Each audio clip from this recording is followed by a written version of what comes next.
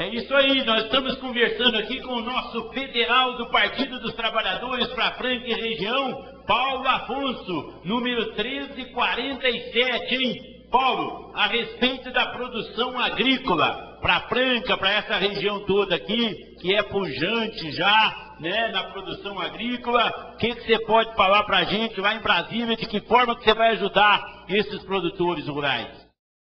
Essa questão da produção rural, embora a minha atuação é mais voltada para a indústria, mais voltada para a cidade como um todo, mas eu olho para essa questão rural com muita satisfação em saber que a nossa região é uma das mais importantes das micro-regiões da produção rural no Brasil. Nós temos aqui questões importantes, quer ver? Vou listar alguma para vocês. A questão do turismo rural. Poucas regiões no Brasil tem tantos hotéisinhos fazenda como nós temos aqui na nossa região. Inclusive vem gente da grande São Paulo para passar aqui os finais de semana nos nossos hotéis fazendas aqui da região. Poderia citar alguns, mas não vem ao caso aqui agora.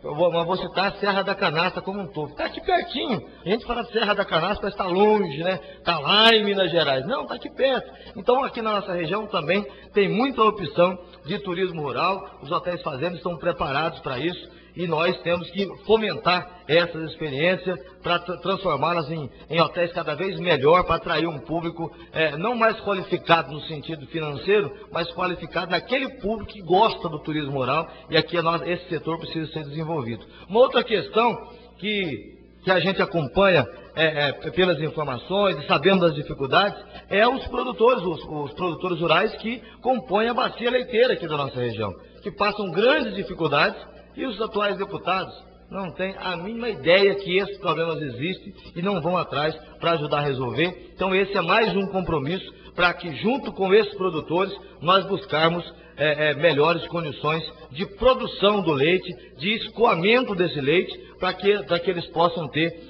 uma maior renda per capita em relação a essa questão. E para isso é simples, precisa de articular as associações de pequenos agricultores e pequenos pecuaristas, para que eles se organizem e, com o apoio do nosso mandato, eu tenho certeza que nós vamos ajudá-los a se organizarem e conquistar dias melhores, economicamente falando, para si e para suas famílias.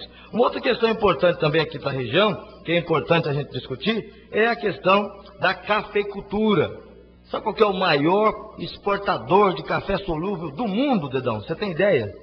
Não tem ideia não. É a Alemanha. Por incrível que pareça, isso é um absurdo. A Alemanha é o maior exportador de café solúvel do mundo. Agora, sabe quantos pés de café a Alemanha tem no seu território? Acho que só tem um lá em frente ao palácio lá da primeira-ministra, que atualmente é uma mulher. Como nós vamos ter uma mulher aqui na presidência do Brasil, a mulherada está tomando conta. Então você que é mulher aí, começa a fazer política. Já é mulher. Exatamente, né? Lá no Chile, a Bachelet acabou de fazer a transição, né? E aqui no Brasil vamos eleger uma mulher. Nos Estados Unidos, quase que nós tivemos uma Hillary Clinton presidente dos Estados Unidos também, e assim sucessivamente. Mas voltando à questão do café, a Alemanha é o maior exportador de café solúvel do mundo. No entanto, não tem um pé de café plantado em seu território, mesmo porque café não se dá com ambiente gelado e ambiente frio, como é a maior parte do ano na Alemanha. Mas o que ela faz? Ela compra o café do Brasil, ela compra o café da Colômbia, ela compra o café lá dos países asiáticos e leva, ela torra esse café, beneficia esse café e vende para o mundo inteiro, inclusive para o Brasil. Né? E nós aqui tem alguns cafés que nós vamos pelo Brasil afora, você acaba tomando café vindo da Alemanha e o café saiu do Brasil, na realidade. Então tem que organizar. Aqui em Franca nós temos algumas cooperativas nesse sentido, mas através do nosso mandato eu tenho certeza que nós poderemos transformar a micro-região de Franca numa das maiores exportadoras de café solúvel do Brasil e da América Latina, para concorrer com a Alemanha, por exemplo, que compra o nosso café em grão e acaba beneficiando esse café e lucrando bilhões e bilhões de dólares e reais todos os anos. Sabe quanto custa um cafezinho em Londres? Você tem ideia? Em Londres? Em torno de 15 reais. Custa um cafezinho. 15 reais? Em torno de 15 reais, que você toma aqui na Praça Barão ou nas padarias por 1,70, lá você paga em torno de 15 reais para você tomar um belo café levado aqui do Brasil pelos alemães e exportado. Café mesmo ou é ouro? Não, o melhor café do mundo. É café mesmo. Café preto, ouro né? negro. É ouro negro, né? Então nós temos que organizar esse setor, e eu tenho certeza que os cafeicultores que estão nos escutando, que os seus filhos, que os seus netos estão acessando a internet, estão escutando o que nós estamos falando, sabem muito bem desses problemas. Não vou entrar aqui no detalhamento dos pequenos problemas que cada cafeicultor sofre no dia a dia, porque não vem ao caso aqui. O que importa é que nós vamos atuar para transformar essa micro-região de Franca numa das maiores exportadoras de café solúvel do mundo, porque nós temos essa capacidade, que nós temos o principal, nós temos o clima e a produção do café e gente com capacidade para transformar essa região numa das maiores exportadoras de café solúvel do mundo. E através das associações de pequenos agricultores, tem várias organizadas, é possível fazer essa organização e, como eu tenho dito em vários lugares que eu tenho ido debater a questão da eleição, deputado é um articulador social.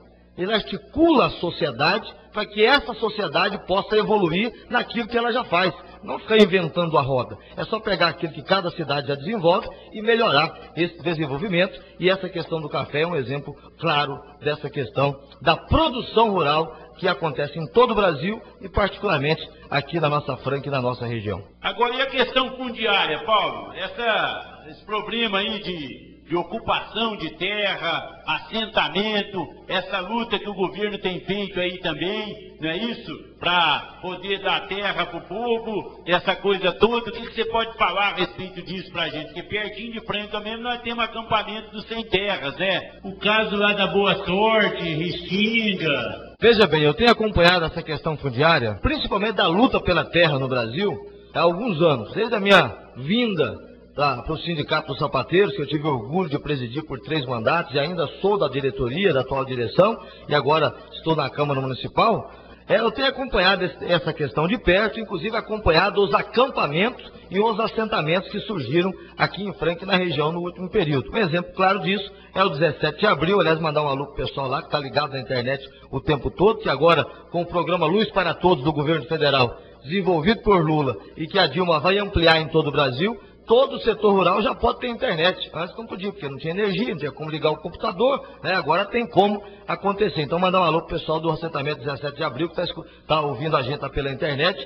E também toda a região, nós temos acampamentos nesse momento, nós temos assentamento em Ribeirão Preto, tem 2 assentamentos em Ribeirão Preto, esse da 17 de abril em Restinga, e tem vários acampamentos em Orlândia, em várias cidades aqui da nossa região, está acontecendo acampamentos em luta pela terra. A questão da terra no Brasil, é importante que a nossa população saiba que a maioria dos países europeus fizeram a reforma agrária há centenas de anos, não é da agora. A Espanha, Portugal e outros países fizeram a reforma agrária há centenas de anos. Não tem esse problema na Europa. A ocupação do território dos Estados Unidos, da América do Norte, foi a reforma agrária. O Estado, o governo, chamava os imigrantes para virem para os Estados Unidos para cultivar a terra, e quem chegava primeiro nas bandeiras estabelecidas pelo governo da época assumia aquela terra como sua. Agora, aqui no Brasil não. E foi assim também em vários outros países. Agora, aqui no Brasil não. Vieram os portugueses, aí vieram os espanhóis que queriam disputar a terra, vieram os holandeses, vieram várias culturas para disputar a terra, ficamos um bom período disputando quem era dono de quê. Aí depois vieram as capitanias hereditárias, né? O nome já fala, a terra vai ser sua para sempre, é da sua família. Quem disse? A terra estava aqui sem dono, a terra era dos índios, era a terra de todo o povo brasileiro. Então nós temos que discutir aqui na questão fundiária, na questão não só da reforma agrária, mas queremos discutir o papel social da terra. É prova que, nesse momento, acontece um movimento no Brasil de discussão do tamanho da propriedade rural. Por que nós temos que ter entre o mesmo dono de uma mesma empresa, centenas de milhares, até milhões de hectares sob o domínio de uma mesma pessoa? Então a terra tem que ter papel social. E enquanto a terra no Brasil não tiver o seu papel social, ela não cumpriu o seu papel social, vai haver conflitos. E aí não quero nem entrar aqui na questão de quem está certo e quem está errado, porque é dos dois lados, tanto daqueles que ocupam a terra e daqueles que são, aspas, proprietários da terra hoje, esses que têm o domínio da terra hoje, ambos em alguns momentos cometem equívocos e acabam extrapolando os aspectos importantes do processo democrático que nós vivemos hoje. Mas eu sou a favor de uma reforma agrária no Brasil, que seja rediscutida a questão fundiária, para quê?